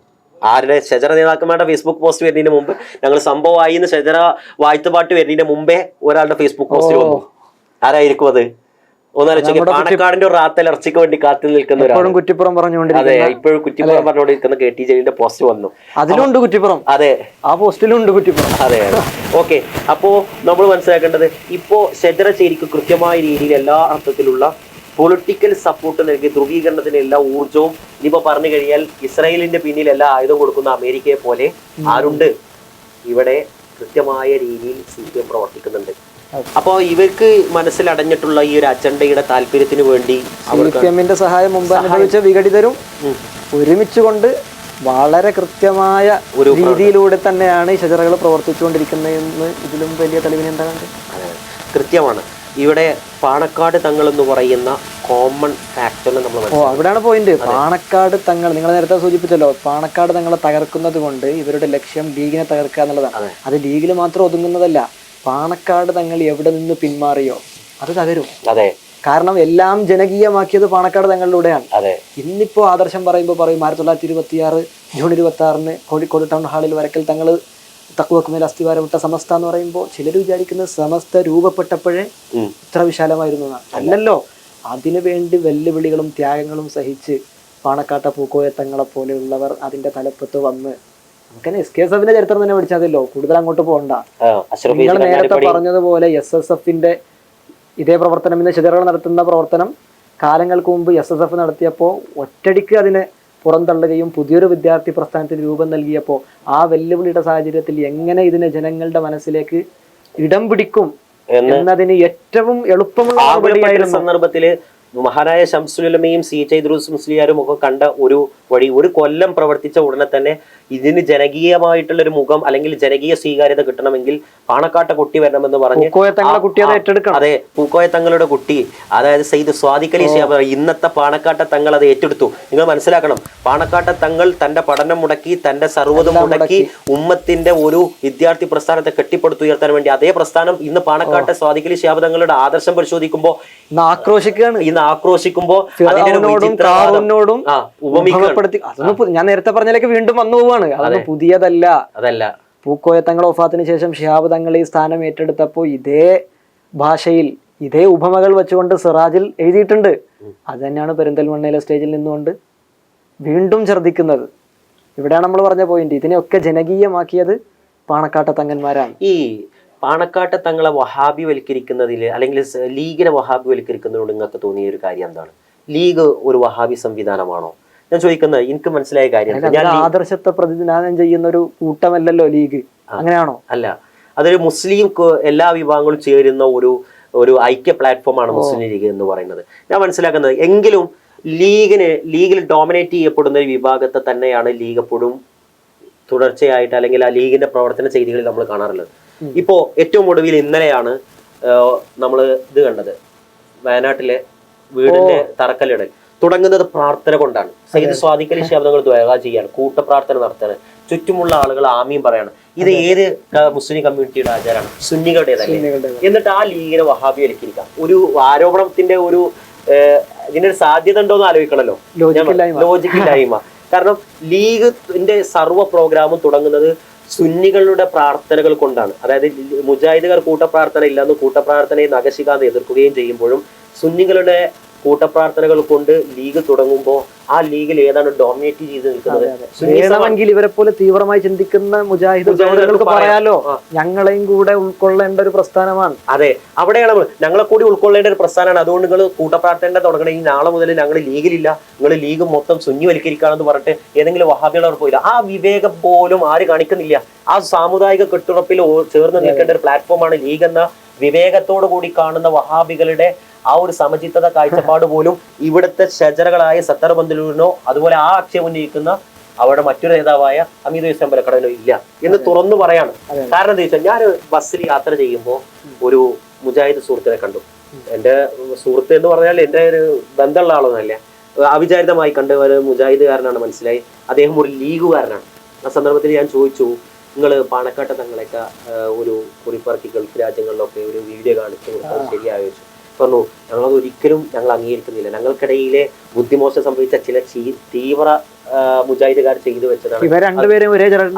അതായത് നമുക്കിടയിൽ സുന്നികളെ പറയിപ്പിക്കുന്ന രീതിയിൽ ഹമീദ് ഹുസൈൻ ബലക്കടവ് ഉണ്ടെങ്കിൽ അവർക്കിടയിൽ മുജാഹിദുകാരുടെ സമചിത്തതയും അല്ലെങ്കിൽ ആ ഒരു കൺസെപ്റ്റിനെയും പറയിപ്പിക്കുന്ന രീതിയിൽ തീവ്ര സ്വഭാവമുള്ള ഉണ്ടാവാം. അപ്പോ നമ്മൾ അതിന്റെ പേരിൽ മാത്രം മുജാഹിദുകാരെങ്ങനെ കടന്നാക്രമണം നടത്തേണ്ട. ഞാൻ ചോദിക്കുകയാണ്, മുജാഹിദുകൾ എപ്പോഴും നമ്മളെ ആക്രമിക്കുന്നവരാണ് അല്ലെങ്കിൽ സുന്നികൾ ആക്രമിക്കുന്നവരാണ് എങ്കിൽ MT ഉസ്താദിന്റെ പ്രശ്നം ഉണ്ടായില്ല, സ്റ്റേജിലേക്ക് പെൺകുട്ടി കയറിയ വിഷയം. ആ വിഷയത്തിൽ നമ്മുടെ സത്താർ ബന്ദലൂരോ ഹമീദ് ഹുസൈൻ ബലക്കടവോ അന്ത്യചർച്ചകൾ നീണ്ട 3-4 ദിവസം സോഷ്യൽ മീഡിയകളും അന്ത്യചർച്ചകളും ചാനലുകളും മുഴുവൻ അഭിമന്യരായ സമസ്തയെ പ്രാകൃതമാക്കുമ്പോൾ നേതൃത്വത്തെ അപലപിക്കുമ്പോൾ മോശമായ രീതിയിൽ സമൂഹ മധ്യത്തിൽ എല്ലാ അർത്ഥത്തിലും സമസ്ത എന്ന പ്രവർത്തനത്തെയും സ്ത്രീവിരുദ്ധമായി ചിത്രീകരിക്കുമ്പോൾ ഇവരാരും ചാനൽ ചർച്ചയിൽ വന്നില്ല. എന്നാൽ അവിടെ ചാനൽ ചർച്ചയിൽ പല ചാനലിലും പ്രത്യക്ഷപ്പെട്ടത് ഷാഫി ചാലിയമായിരുന്നു. ഷാഫി ചാലിയം മുജാഹിദ് ആശയക്കാരനാണ്. ഷാഫി ചാലിയത്തിന് എന്ത് ആവശ്യമായിരുന്നു? അതിന്റെ വേണമെങ്കിൽ ഷാഫി ചാലിയത്തിന് പറയാമായിരുന്നു, സുന്നി പണ്ഡിതനായ MT ഉസ്താദിനെ കടന്നാക്രമിക്കുകയോ അല്ലെങ്കിൽ കൊത്തി വലിക്കുമ്പോൾ അതിലേക്ക് എരുതിയിൽ എണ്ണ ഒഴിച്ചാൽ മുജാഹിദുകാരനായ ഷാഫി ചാലിയത്തിനോട് നമുക്ക് എന്തെങ്കിലും പറയാൻ പറ്റുമോ? അയാൾക്കാരുടെ കൺസെപ്റ്റ് എന്ന് പറഞ്ഞാൽ മതി. പക്ഷേ അതേസമയം മുജാഹിദുകാരനായ ഷാഫി ചാലിയം MT ഉസ്താദ് എന്ന സുന്നികളുടെ ഇന്നത്തെ മുൻനിര പണ്ഡിതന് വേണ്ടി സംരക്ഷണത്തിന്റെ വർത്തമാനം, പ്രതിരോധത്തിന്റെ വർത്തമാനം പറയുമ്പോൾ ആ അഴകാണ്, ആ സൗന്ദര്യമാണ് ലീഗ്. ആ ലീഗിനെ മറച്ചു വെച്ച് എൻ്റെ ഒരു കൂട്ടുകാരൻ, ഒരു ഇസ്തിഖാമയുടെ പ്രവർത്തകൻ, എൻ്റെ നാട്ടുകാരാണ്, പക്ഷേ ഞാൻ പേര് പറയാൻ ആഗ്രഹിക്കുന്നത് കാരണം എനിക്ക് അദ്ദേഹത്തോട് ഈ ഒരു വിയോജിപ്പ് വഹിച്ചാൽ മറ്റൊരു വിയോജിപ്പ് എനിക്കില്ല. അപ്പോ അദ്ദേഹം ഒരിക്കല് ഷാഫി ചാലിയം പ്രസംഗിച്ചു. പാണക്കാട് തങ്ങളുടെ തറവാടിനൊക്കെ ചോദ്യം ചെയ്ത് ചില SKSO വേദികളിൽ നിന്ന് ചില ആളുകൾ പ്രസംഗിച്ച ഘട്ടത്തിൽ അദ്ദേഹം ഒരു ലീഗിന്റെ വേദി പറഞ്ഞിട്ട്, പാണക്കാട് തങ്ങളെ വിമർശിക്കണമെങ്കിൽ നിങ്ങൾ LDFലേക്ക് പോയിക്കോളൂ, അല്ലെങ്കിൽ NDF ആയിക്കോളൂ, PDP-കാരനായിക്കോളൂ, SDPI-കാരനായിക്കോളൂ, പക്ഷേ പാണക്കാട് തങ്ങളെ വിമർശിക്കാൻ ആത്മീയ വേദികൾ നിങ്ങൾ വിമർശിക്കരുതെന്നുണ്ട്. പിറ്റേ ദിവസം ഇദ്ദേഹം പ്രസംഗിക്കാൻ എന്താ അറിയോ? ഈ ഇസ്തിഖാമയുടെ നേതാവ് ചില ആളുകളൊക്കെ ഞങ്ങളെ പാണക്കാട് സ്നേഹം പഠിപ്പിക്കുക. എന്നിട്ട് ഷാഫി ചാലിയത്തിനെ അങ്ങോട്ട്, ഷാഫി ചാലിയത്തിന്റെ പേര് പറയുന്നില്ലെങ്കിലും ഷാഫി ചാലിയത്തിനെ ഏറ്റവും തീവ്ര വഹാബിസത്തിന്റെ പരിവേഷത്തിലേക്ക് കൊണ്ടുവരികയാണ്. ഒരിക്കലും സുന്നിസത്തെ അങ്ങേയറ്റം പാണക്കാട്ടങ്ങളൊക്കെ അങ്ങേയറ്റം നികൃഷ്ടമായി ചിത്രീകരിക്കുന്ന വാർത്താവാക്കിയിട്ട് ഷാഫി ചാലിയത്തെ പക്ഷേ എന്നിട്ട് ഞാൻ അദ്ദേഹത്തിന് മെസ്സേജ് ചെയ്തു, നീ ഷാഫി ചാലിയത്തിന്റെ ഒരു വഹാബി പ്രസംഗം ഇട്ടേരുവാണ്. യൂട്യൂബിൽ അദ്ദേഹത്തിന് പ്രസംഗം ഇല്ല. ഞാൻ തപ്പി നോക്കി, കാരണം അദ്ദേഹം ആത്യന്തികമായി ഒരു ലീഗുകാരനാണ്. ഇനി അപ്പൊ ഞാൻ അദ്ദേഹത്തോട് പറഞ്ഞു, നീ ഷാഫി ചാലിയത്തെ വഹാബി ആക്കിക്കോ, പക്ഷെ തീവ്ര വഹാബി ആക്കുമ്പോൾ അതിലൊരു അപകടം ഉണ്ട്. അത് നീ ഉദ്ദേശിക്കുന്നത് ലീഗിനെയാണ് വഹാബിവൽക്കരിക്കുന്നത്. ഈ അജണ്ടയാണ്. പാണക്കാട്ട് തങ്ങൾ പ്രതിനിധീകരിക്കുന്ന ലീഗിനെ, അതിൽ നിന്ന് ഭൂരിപക്ഷമായ സുന്നികൾ പിരിഞ്ഞു പോരണമെങ്കിൽ ലീഗിനെ എന്ത് ചെയ്യണം? വഹാബിവൽക്കരിക്കണം. ഈ അജണ്ട പുതിയതല്ല. ഈ അജണ്ടക്ക് മറ്റൊരു രൂപം പറഞ്ഞു തരാം. ഇന്ത്യയിലെ ജനാധിപത്യ ചേരിയിൽ നിന്ന് ഭൂരിപക്ഷമായ ഹിന്ദു വിഭാഗത്തെ അടർത്തിയെടുക്കാനുള്ള ഏക മാർഗം RSS കണ്ടത് എന്താ അറിയോ? ഫാസിസം കാണുന്ന മാർഗം എന്താ അറിയോ? അതിലെ പ്രബല ന്യൂനപക്ഷമായിരിക്കുന്ന മുസ്ലിം സമുദായത്തെ തീവ്രവൽക്കരിക്കുക. അവർ നിങ്ങളെ പള്ളി അടിച്ചു മാറ്റിയിരിക്കുന്നു. ബാബരി മസ്ജിദ് അങ്ങനെയാണ് വന്നത്. അവർ നിങ്ങളെ മധുര പള്ളി പൊളിച്ചിരിക്കുന്നു. നിങ്ങളുടെ അവിടെ ഇന്ന സ്ഥലത്ത് ശിവലിംഗമുണ്ട് തുടങ്ങിയിട്ടുള്ള വാദങ്ങൾ ഉയർത്തി മുസ്ലിം സമുദായത്തെ അപരവൽക്കുകയും അവരോട് വെറുപ്പുണ്ടാക്കുകയും ചെയ്യാം. ഇതിന്റെ ഒരു തനി പകർപ്പാണ്. അപ്പോൾ എന്ത് ചെയ്യും? അതിന് ഭൂരിപക്ഷമായ ഹിന്ദു വിഭാഗം പിൻവാങ്ങും. അങ്ങനെയാണ് ഇന്ത്യയിൽ ഈ ധ്രുവീകരണവും ഈ ഫാസിസ്റ്റ് മേൽക്കോയ്മയും വന്നു ചേർന്നത്. അതിന്റെ മറ്റൊരു പകർപ്പിനെ നമുക്കിവിടെ കാണാൻ പറ്റും. ഇവിടെ എല്ലാ അവാന്തര വിഭാഗങ്ങളും ചേർന്ന് നിൽക്കുന്ന ഒരു ഇടം മുസ്ലിം ലീഗിന്റെ ഇടമാണ്.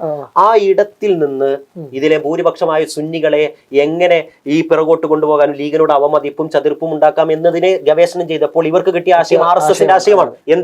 ഈ മുസ്ലിം ലീഗ് നേതൃത്വത്തെ ഒന്നടങ്കം വഹാബിവൽക്കരിക്കുക. ആ വഹാബിവൽക്കരിക്കുക വഴി ഇതിലെ ഭൂരിപക്ഷമായ സുന്നി വിഭാഗത്തിന്റെ മനസ്സിൽ ഒരു പ്രശ്നം ഉണ്ടാവുകയും ഒരു വൈകാരികത ഉദയം ഒരു തീവ്രവാദം വരികയും അതിൽ നിന്ന് ലീഗിൽ നിന്ന് പിൻവാങ്ങുകയും അതുവഴി ഭൂരിപക്ഷമായ സുന്നികൾ പിൻവാങ്ങിയാൽ പിന്നെ ലീഗില്ലല്ലോ. ഈ സ്വപ്നം കണ്ട് പ്രവർത്തിക്കുന്നത്. അതുകൊണ്ട് ഞാൻ ആ സുഹൃത്തിനോട് ചോദിച്ചു, നിനക്ക് വേണമെങ്കിൽ ഷാഫി ചാലിയത്തെ പറയുമ്പോൾ നീ മറച്ചു വെച്ച ഇല്ലാ കഥകൾക്ക് വേണ്ടി തീവ്രത കൂട്ടി വെക്കരുത്, നുണകൾ പറയേണ്ടതില്ലല്ലോ. നിനക്ക് ഇത്രമാത്രം വലിയ തീവ്രവാദിയല്ല ഒരിക്കലും ഷാഫി ചാലിയം. അങ്ങനെ തീവ്രവാദിയായിരുന്നെങ്കിൽ സുന്നി പണ്ഡിതനായ MT ഉസ്താദിന്റെ സംരക്ഷണം ഒരുക്കാൻ ചാനലിൽ അദ്ദേഹം വരുമായിരുന്നില്ല. അങ്ങനെ വരാൻ പാടില്ലായിരുന്നു. അങ്ങനെ നിങ്ങൾ ഇപ്പോൾ പറഞ്ഞതുപോലെയാണ് ഷാഫി ചാലിയത്തിന്റെ പെരുമാറ്റമെങ്കിൽ. പക്ഷേ അപ്പോഴൊന്നും ആ സുഹൃത്ത് മറുപടി പറഞ്ഞില്ല കേട്ടോ. കാരണം അജണ്ട അല്ലെങ്കിൽ അത് മറുപടി ഇല്ലാത്തത് കൊണ്ടാണ്. ആ ഒരർത്ഥത്തിൽ സമൂഹത്തിൽ ധ്രുവീകരണം മാത്രം കടന്നു വരുന്ന ഒരു കാലം നമുക്ക് മുന്നിൽ സംജാതമായിരിക്കുകയാണ്. അപ്പോ നമ്മൾ ഈ ഷജറൈസത്തെ കൃത്യമായി നഖശികാന്തം എതിർക്കേണ്ടതുണ്ട്. നിങ്ങളിപ്പോ പറഞ്ഞു വന്നതിന്റെ ഏറ്റവും ചുരുക്കി പറഞ്ഞാൽ RSS നടപ്പാക്കുന്നത് രാഷ്ട്രീയ ഫാസിസം ആണെങ്കിൽ ഷജറകൾ നടപ്പാക്കുന്നത് സംഘടന ഫാസിസമാണ്. ഇതിൽ ഇനി നമുക്ക് വേറൊരു ഡെഫിനിഷൻ കൊടുക്കേണ്ടതില്ല. നമ്മൾ പറഞ്ഞതെല്ലാം ഉദാഹരണത്തിന്റെ അടിസ്ഥാനത്തിലാണ്. കേവലം ഞാൻ എന്റെ സങ്കല്പങ്ങളോ ഒരു വീടുവായിട്ടോ പറയാനോ അല്ല. അതെ. മറ്റൊരു കാര്യം എന്ന് പറഞ്ഞാൽ ഈ ഷജറകൾ ഇതിലൂടെ ഒക്കെ അവസാനം കൊണ്ടുപോയി എത്തിക്കുന്നത് ഈ പരിശുദ്ധമായ സമസ്തയെ ഒന്നുമല്ലാത്ത തരത്തിലേക്കാണ് കൊണ്ടെത്തിക്കുന്നത്. കാരണം ഈ എല്ലാവരെയും വഹാബി വൽക്കരിച്ച് കൊണ്ടുവന്ന് ഈ നൂറ്റാണ്ടിനോടടുത്ത സമയം വരെ സമസ്ത എന്ത് ചെയ്തു എന്നൊരു ചോദ്യത്തിലേക്കാണ് എത്തിക്കുന്നത്. കാരണം വഹാബിസം സ്വന്തം സ്ഥാപനങ്ങളിൽ വരെ, പട്ടിക്കാട് ജാമിഅ എന്ന ഉമ്മുൽ മദാരിസ്, മലബാറിന്റെ ബാക്കിയാത്ത്, അതിന്റെ ഉള്ളിലേക്ക് പോലും വഹാബിസത്തെ കൊണ്ടുവന്ന് കയറ്റുകയാണ്. ഇല്ലാത്ത വഹാബിസത്തെ ഞങ്ങൾ സമസ്തയുടെ ആളുകളാണ് എന്ന കാപട്യം ചമഞ്ഞുകൊണ്ട് ഈ ഷജറകൾ അതിനെപ്പോലും ആരോപിക്കുകയാണ്. പിന്നെ എന്ത് പ്രവർത്തനമാണ് ഈ നൂറ്റാണ്ടിന്റെ മുറ്റത്തെത്തി നിൽക്കുന്ന ഈ സമയത്ത് സമസ്ത ചെയ്തത് എന്ന് ആരെങ്കിലും ചോദിച്ചാൽ അവരെ കുറ്റപ്പെടുത്താൻ പറ്റുമോ? സങ്കടമുണ്ട് അതില്. കാരണം നമ്മുടെ സമൂഹം അനുവർത്തിച്ചു വന്ന ഒരു പ്രതിരോധത്തെ ഒന്നടങ്കം ചില താല്പര്യങ്ങൾക്ക് വേണ്ടി വഹാബിവൽക്കരിക്കുക വഴി നമ്മൾ ഈ നാളിതുവരെ പ്രതിരോധം തീർത്ത്, നാളിതുവരെ നമ്മൾ പ്രഘോഷണം ചെയ്ത്, നാളിതുവരെ നമ്മുടെ സമൂഹവും നമ്മുടെ സമ്പത്തും ഒക്കെ ചെലവഴിച്ച പ്രതിരോധം ഒന്നുമല്ല എന്ന് പറയുമ്പോൾ അത് ഒന്നുമല്ലാത്തതല്ല. ശരിക്ക് വഹാബിസം നമ്മുടെ സമൂഹത്തിൽ കടന്നു കയറിയിട്ടില്ല. എന്തിനാണ് ഇത്? RSS നമ്മുടെ നാട്ടിലെ രാജ്യത്തില് മുസ്ലിം തീവ്രവാദം വന്നിട്ടാണോ RSSകാരോ പറയുന്നത്? ഇല്ലല്ലോ. അല്ല. ICS ഉണ്ടോ? ഇല്ല. പക്ഷെ ഇവർക്ക് ഇത് പറഞ്ഞാലേ എന്ത് ചെയ്യുള്ളൂ? മുന്നോട്ട് ജീവിക്കാൻ. അതെ, അവർക്ക് മുന്നോട്ട് പോകാൻ പറ്റുള്ളൂ. ഇവിടെ വഹാബിസം തൗഹീദിൽ പോലും അടിസ്ഥാന വിശ്വാസം എല്ലാവർക്ക്, അതിൽ പോലും അവര് ചേരികളാണ്. ഇവർക്ക് എങ്ങനെയാണ് ഇത്രമേൽ വലിയ സുന്നികളെ കടന്നാക്രമിക്കാൻ പറ്റുക? പക്ഷെ അതാണ് ഇവിടെ വഹാബിസം നമ്മുടെ സ്ഥാപനങ്ങളിലേക്ക് വന്നിട്ടല്ല. ഇവിടെ RSS മുസ്ലിം തീവ്രവാദത്തിന്റെ ഭീതി, ഇസ്ലാമോഫോബിയ ഉണ്ടാക്കുന്നത് പോലെ സുന്നി വിഭാഗത്തിനിടയിൽ ഒരു വഹാബി ഫോബിയ ഉണ്ടാക്കുകയാണ് ഇവർ ചെയ്യുന്നത്. അതായത് നമ്മുടെ ഏതെങ്കിലും സ്ഥാപനങ്ങൾ, ഇപ്പൊ വാഫി സ്ഥാപനങ്ങളിൽ മുജാഹിദ് കിതാബ് പഠിപ്പിച്ചു പറഞ്ഞു, അതിന് വെല്ലുവിളിച്ചിട്ട് ഒരാൾ മുന്നോട്ട് വരുന്നില്ല. ഫിക്കുൽ മുയസ്സറിൽ 8 പഠിച്ച ഒരു ഒരു ആശയം പഠിച്ചു കഴിഞ്ഞാൽ അതിന്റെ പ്രയോക്താക്കൾ ഉണ്ടാവുക എന്നുള്ളതാണ്. ആണല്ലോ ഏതെങ്കിലും ഒരു വാഫി 8 റക്അത്ത് നിസ്കരിക്കുന്നതായിട്ട് കണ്ടിട്ടുണ്ടോ? എന്റെ അറിവിലില്ല. ഇല്ല, ഞാൻ കണ്ടിട്ടില്ല. 8 റക്അത്ത് ഒരു മുജാഹിദായ ഒരു വാഫിയും എന്റെ അറിവിലില്ല. ഇല്ല അല്ലേ? പക്ഷേ എന്തൊക്കെ പറഞ്ഞാലും നിങ്ങളൊരു വാഫി അതുകൊണ്ട് ഒരു ചോദ്യം ചോദിക്കുകയാണ്. നിഷ്പക്ഷരായ ആളുകൾക്ക് ചിലപ്പോൾ സംശയം ഉണ്ടാവും. കാരണം ഇവർ അത്രമേൽ വിഷം ഇഞ്ചക്ട് ചെയ്തിരിക്കുകയാണ്. വാഫികളൊക്കെ സമസ്ത വിരുദ്ധരാണ്. ഞാനിപ്പോൾ ഒരു ഫൈസി എന്ന് പറയുന്നതുകൊണ്ട് ചിലപ്പോൾ രക്ഷപ്പെട്ടേക്കാം. അതെ. പക്ഷേ വാഫി എന്ന് വെച്ചാൽ ഇനി ഷജറ പാളയത്തിൽ ചേർന്നാൽ പോലും വാഫി എന്നതാണ് പേരിന്റെ പിന്നിൽ ചേർത്തതെങ്കിൽ സമസ്ത വിരുദ്ധനായി ഇന്ന് മുദ്ര ഉത്തരപ്പെടുന്നുണ്ട്. ശരിക്കും സമസ്ത വിരുദ്ധത എന്താണ് ഇവർ പറയുന്നത്? ഇതിനൊന്നും കൂടി ഒരു ലോജിക്കലി നിങ്ങൾക്ക് ഞാനൊരു കാര്യം പറഞ്ഞു തരാം, ഒരു സംഭവം മനസ്സിലാക്കാൻ. നമ്മളെല്ലാവരും NRC CA കാലഘട്ടത്തിൽ സമരം നടത്തിയിട്ടുണ്ട്. ആർക്കെതിരെ നമ്മൾ സമരം നടത്തിയത്? ഇന്ത്യൻ ഗവൺമെന്റിന്റെ എതിരെയാണ്, സെൻട്രൽ ഗവൺമെന്റിന്റെ എതിരെയാണ് നമ്മൾ സമരം നടത്തിയത്. അതിൽ സെൻട്രൽ ഗവൺമെന്റിനെതിരെ നമ്മൾ സമരം നടത്തിയതിന്റെ പിന്നിലെ ചേതോവികാരം എന്തായിരുന്നു? നമ്മുടെ അസ്തിത്വം ചോദ്യം ചെയ്തു. ഞാൻ ഈ മുസ്ലിം അല്ല, മുസ്ലിങ്ങൾ ഈ രാജ്യത്ത് നിൽക്കാൻ അർഹതയുള്ളവരല്ല, നിങ്ങൾ പുറത്തു പോകണം, മുസ്ലിം ആണെന്നുണ്ടെങ്കിൽ നിങ്ങൾക്ക് ഈ രാജ്യത്ത് യാതൊരുവിധ ഒരു പ്രാധാന്യവും ഇല്ല, ഒരു അർത്ഥത്തിലുള്ള ഒരു പ്രിവിലേജും ഇല്ല എന്ന് പറയുന്ന ഒരു അർത്ഥത്തിലുള്ള ഒരു അമെൻമെന്റ് ബില്ല് വന്നപ്പോഴാണ് നമ്മൾ കോൺസ്റ്റിറ്റ്യൂഷനെ തന്നെ ചോദ്യം ചെയ്യുന്നതാണല്ലോ. അതെ, നടുപ്പുറത്ത് നട്ടിലുള്ളവരെല്ലാം അസ്തിത്വത്തെ ചോദ്യം ചെയ്തപ്പോൾ നമ്മുടെ തെരുവിൽ ഇറങ്ങിയിട്ട് പ്രതിഷേധിച്ചിട്ടുണ്ട്. വലിയ പ്രതിഷേധ ജ്വാലകൾ ഉണ്ടായിട്ടുണ്ട്. രാജ്യം കണ്ട ഏറ്റവും വലിയ ജനപങ്കാളിത്തമുള്ള പ്രതിഷേധങ്ങൾ പലതും ഞാൻ കണ്ടതിൽ നടക്കാണല്ലോ. അതെ അതെ അതെ. അപ്പോ അവിടെ നമ്മൾ പ്രതിഷേധിച്ചത് ഇന്ത്യ എന്ന് പറയുന്ന ഞാനടക്കം നമ്മൾ ഇഷ്ടപ്പെടുന്ന രാജ്യത്തോടാണ്. അല്ല, നമ്മൾ അസ്തിത്വം ചോദ്യം ചെയ്തപ്പെട്ട ആ ഭരണകൂടത്തിന്റെ സംവിധാനങ്ങൾ ഉപയോഗപ്പെടുത്തി നമ്മൾ ആക്രമിക്കാൻ നിൽക്കുന്ന ഫാസിസത്തോടാണ് നമ്മൾ എതിർത്തത്. ഇവിടെ ഞങ്ങൾ എതിർക്കുന്നത് സമസ്തയോടല്ല. സമസ്ത ഞങ്ങൾ കൂടി കെട്ടിപ്പടുത്തി ഉയർത്തിയ ഞങ്ങളുടെ എല്ലാമാണ്. ഞങ്ങൾ ഇപ്പോഴും ഞങ്ങളുടെ വാഫി ഗീതത്തിന്റെ പ്രതിജ്ഞയിൽ സമസ്തയാം വഴിയിൽ ശക്തി പകരണം എന്ന അർത്ഥത്തിലുള്ള വാക്യങ്ങൾ പാടുകയും അത് ആത്മാവിലേക്ക് ചേർത്ത് വെക്കുകയും ചെയ്യുന്നവരാണ്. ഇവിടെ ഞങ്ങൾ മനസ്സിലാക്കേണ്ടത് ഒരു കാര്യം, ഞങ്ങൾക്ക് സമസ്തയോടല്ല പ്രശ്നം. സമസ്തയുടെ പ്രതലത്തെ, സമസ്തയുടെ സംഘടനാ സംവിധാനത്തെ ഉപയോഗപ്പെടുത്തി തങ്ങളുടെ അജണ്ടയെ നടപ്പിലാക്കി ഉസ്താദുമാരെ തെറ്റിദ്ധരിപ്പിച്ച്, നേരത്തെ പറഞ്ഞതുപോലെ ലെറ്റർ പേഡുകൾ പണ്ഡിതന്മാരുടെ ഏകാഭിപ്രായത്തിലുള്ള ലെറ്റർ പേഡിൽ വരുന്നതിന് മുമ്പേ ഫേസ്ബുക്കിൽ പ്രത്യക്ഷപ്പെടുന്ന രീതിയിലുള്ള ചില കാര്യങ്ങളൊക്കെ ഉണ്ടായത് അതുകൊണ്ടാണ്. ഇവിടെ നമുക്ക് കൃത്യമായിട്ട് മനസ്സിലാക്കാൻ പറ്റും, ഞങ്ങൾ എതിർക്കുന്നത് ഷജറീസത്തോണ്. ഷജറീസത്തെ നഖശികാന്തം എതിർക്കുക തന്നെ ചെയ്യും. അതായത് പുണ്യ സമസ്തയെ തകർക്കാൻ കച്ചകെട്ടി ഇറങ്ങിയ ഷജറകൾ എന്ന് പറയുന്ന ഈ ഉപജാപക സംഘത്തെയാണ് നമ്മൾ എതിർക്കുന്നത്. ഞാൻ ചോദിക്കുന്നത്, ഷജറകളുടെ ആക്രമണം ഞങ്ങളിൽ മാത്രം നിന്നില്ല, ദാറുൽ എത്തി. ഒടുവിൽ ഉമ്മുൽ മദാരിസ് എന്ന ഏറ്റവും ആധികാരിക സ്ഥാപനമായ ജാമിയയിലേക്ക് എത്തി. ഇനി ഞാൻ ചോദിക്കാണ്, എന്റെ മഹല്ല്, നിങ്ങളുടെ മഹല്ല്, അതായത് ഒന്നുകൂടി നിങ്ങൾക്ക് മനസ്സിലാവാണ്, നിങ്ങളുടെ മഹല്ല് നിങ്ങളെ നാളെ എന്ത് ചെയ്തു? നിങ്ങളുടെ ഉപ്പയെ എന്ത് ചെയ്തു? നിങ്ങളുടെ ഉപ്പ മുസ്ലിം അല്ല എന്ന് പറഞ്ഞു. മക്കളായ നിങ്ങൾ എന്ത് ചെയ്യോ? ആ മഹല്ല് സംവിധാനത്തിനോട്, ആ മഹല്ലിലെ പ്രഖ്യാപിച്ച മഹല്ല് കമ്മിറ്റിയോട് എന്തടിസ്ഥാനത്തിൽ കൃത്യമായി നിങ്ങൾ വിരൽ ചൂണ്ടിയിട്ട് ആത്മാഭിമാനം സംരക്ഷിക്കാനും നിങ്ങൾക്ക് നേരെ ഉണ്ടാക്കി വെച്ച ധ്രുവീകരണങ്ങളെയും ഇല്ലാ കഥകളെയും തിരുത്തിപ്പിക്കാനുള്ള ശ്രമം നിങ്ങൾ നടത്തും. അത് നടുപ്പുറത്ത് നട്ടലുള്ള ആണുങ്ങളുടെ സ്വഭാവം അതാണ്. അല്ലാതെ നിങ്ങൾ വിധേയപ്പെട്ടു നിൽക്കും. ഞങ്ങളോട് പറയണം, നിങ്ങൾ വഹാബി, ഞങ്ങളെ കിതാബ് പഠിപ്പിച്ചിട്ട് വഹാബി ഞങ്ങൾ ഉസ്താദ് അങ്ങനെയാണ് പറയുമ്പോൾ ഞങ്ങൾ ഇങ്ങനെ പഞ്ചപുച്ഛം അടക്കിയിട്ട് ഇങ്ങനെ വായും പൊത്തി പിടിച്ചിരിക്കുക എന്നുള്ളതാണോ? അല്ല, അതാണോ ചെയ്യേണ്ടത്? അല്ല, ഞങ്ങളതല്ല എന്ന ഉത്തമ ബോധ്യമുള്ള ഞങ്ങൾക്ക് അത് സമ്മതിക്കാനാകില്ല എന്നും കൃത്യമായ പ്രതിരോധം തീർക്കുകയും ചെയ്യും. ആ പ്രതിരോധം നിങ്ങൾ ചെയ്യുന്നത് മഹല്ലിനോടാണോ അതോ മഹലിന്റെ സംവിധാനം ഉപയോഗപ്പെടുത്തിയിട്ട് ചെയ്ത മഹല്ല് കമ്മിറ്റിക്കാരോടാണോ? മഹലിന്റെ സംവിധാനങ്ങളെ ദുരുപയോഗം ചെയ്ത കമ്മിറ്റിക്കാരോട് മഹലിനോട് നിങ്ങൾക്ക് ഇഷ്ടല്ലേ? മഹല്ല് നിങ്ങൾക്ക് ആവശ്യമുള്ളതല്ലേ? മഹല്ല് നിങ്ങളും കൂടി കെട്ടിപ്പടുത്തുയർത്തിയതല്ലേ? അതുകൊണ്ടാണല്ലോ ഇത് തന്നെയാണ് ഇവിടെയും ഉള്ളത്. അപ്പൊ യഥാർത്ഥത്തിൽ ഞങ്ങൾക്ക് സമസ്തയോട് വിയോജിപ്പില്ല. സമസ്തയോട് അങ്ങേയറ്റം ഹൃദയംഗമമായ ഇഷ്ടമുണ്ട്. അദമ്യമായി ഞങ്ങൾക്ക് വേർപിരിക്കാനാകാത്ത വിധം ഞങ്ങൾ അഭേദ്യമായി അതിനോട് ഇണചേർന്ന് നിൽക്കുന്ന ഒന്നാണ്, ഇഴകിച്ചേർന്ന് നിൽക്കുന്ന ഒന്നാണ്. അപ്പൊ അതിൽ നിന്ന് പിൻവലിപ്പിക്കാൻ അല്ലെങ്കിൽ അതിനെ വേർതിരിക്കാനുള്ള ആസൂത്രണ ശ്രമം ഇവരുടേതാണ്. നോക്കണേ, നിങ്ങൾ ഒന്നുകൂടി നമ്മളൊന്ന് ചർച്ച ചെയ്യുകയാണെങ്കിൽ, ജാമിയക്ക് ഒടുവിൽ വാഫി കഴിഞ്ഞ് ഹുദവിയിലേക്ക് ഇവർ വന്നു. എന്തേ? ഹുദവി സംവിധാനവും സത്തർബന്തുലിനെയും നമ്മുടെ കടവിനെ അടുപ്പിച്ചില്ലാന്നുണ്ട്. പിന്നെ ഇവരുടെ ഷജറ കോളംബി ആയിട്ടുള്ള കാസിമിയിലൂടെ അവര് ദാറുലുദക്ക് നേരെ അമ്പെയ്ത്തു. അമ്പെയ്ത് പിറ്റേ ദിവസം അത് ഏറ്റെടുക്കാൻ ഇവര് വരും. കാരണം അവിടെ നിന്ന് ആദ്യം പറയിപ്പിക്കുക, പിന്നെ ഇവിടെ നിന്ന് അതിനെ ഏറ്റുപിടിപ്പിക്കുക എന്നുള്ള. അവിടെ ഒരു ഹുദവി അദ്ദേഹത്തിൽ ഉണ്ടായിരുന്ന ഒരു അബദ്ധം, ആ അബദ്ധത്തിന്റെ പേരിൽ എത്രയോ കാലങ്ങൾക്ക് മുമ്പ് കഴിഞ്ഞതും ചർച്ച ചെയ്ത് വിശദീകരണങ്ങൾ കൊടുത്ത് തീർന്നതുമായ ഒരു വിഷയത്തെ വീണ്ടും കുഴിമാടം തോണ്ടി പൊക്കിക്കൊണ്ടുവരികയാണ്. എന്തിന്റെ പേരിൽ? ഈ അജണ്ട നടപ്പാക്കാൻ വേണ്ടി ഇവരെ മാറ്റി നിർത്തിയവരെ വഹാബി ചാപ്പി അടിക്കാൻ വേണ്ടിയിട്ടാണ് ഈ ഇത്രയും പണിയൊക്കെ ചെയ്യുന്നത്. അതെ. അപ്പോ നോക്കുക, ഒരു ദാറുൽ ഹുദ എന്ന് പറയുന്ന സംവിധാനത്തെ മൊത്തം അപലപിക്കാൻ അതൊരു കാരണമാവാൻ പാടില്ല. കാരണം ഞാൻ ചോദിക്കാണ്, മജീദ് ഫൈസി എന്ന് പറഞ്ഞ SDPI-കാരൻ ജാമ്യയുടെ സന്തതിയാണ് ആണല്ലോ. അത് കരുതിയിട്ട് ജാമ്യയെ നമ്മള് ജാമ്യക്ക് തെറ്റുപറ്റിയിരിക്കുന്നു എന്ന് പറയാൻ പറ്റുമോ? ഒരു കുട്ടികൾക്കോ അതിലെ പ്രൊഡക്ട്സുകൾക്കോ എന്ത് സംഭവിക്കും? എന്റെ നാട്ടില് കമാലികൾ പന്നിപ്പാറ ഹുസൈൻ ഫൈസി ഉണ്ടല്ലോ, ഇപ്പൊ അസ്കൽ ഉസ്താദിന്റെ ശിഷ്യനാണ്, ആ പേര് വെച്ചുകൊണ്ട് നമുക്ക് ജാമ്യയോ അല്ലെങ്കിൽ ഉസ്താദിനെയോ കുറ്റപ്പെടുത്താൻ പറ്റൂല.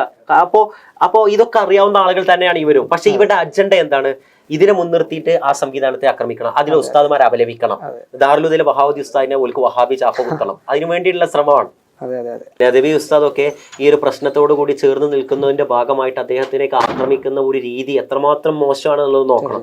ഏതായാലും അദബ് പാടിയവർ, അദബ് പറഞ്ഞവർ, അദബിനെ പ്രഘോഷിച്ചവർ, ഇരിക്കവിടെ അദബ് വേണം എന്ന് പറഞ്ഞവർ ഇന്ന് ആ അദബിന്റെ സർവ്വസീമകളെ ലംഘിച്ച് ഹോൾസെയിൽ ആൻഡ് റീറ്റെയിൽ കച്ചവടം നടത്തിയവരൊക്കെ ഇന്ന് തെരുവിൽ നടന്നിട്ട് അവരുടെ ഉസ്താദുമാർ അവരുടെ മാതൃസ്ഥാപനത്തിനു നേരെ, സമൂഹത്തിന്റെ ഉന്നതരായ നേതൃത്വത്തിനു നേരെ വിരൽ ചൂണ്ടി തൻ്റെ ആത്മരോക്ഷവും തന്നെ അതിൽ കൊണ്ടുവരാനും തനിക്ക് അവസരം തരാത്ത രീതിയിൽ മാറ്റി നിർത്തപ്പെടുന്നതിന്റെ രീതിയിൽ വൈകാരികമായ ഒരു അന്തരീക്ഷം ഉണ്ടാക്കി വെറുപ്പുൽപാദനം നടത്തി സമുദായത്തെ തകർക്കാൻ ശ്രമിക്കുന്നവരുടെ നേരെ നമുക്ക് ഈ നട്ടുച്ചയിൽ ചർച്ച ചെയ്യണം. ഇതൊരു പ്രാഥമിക ചർച്ചയാണ്.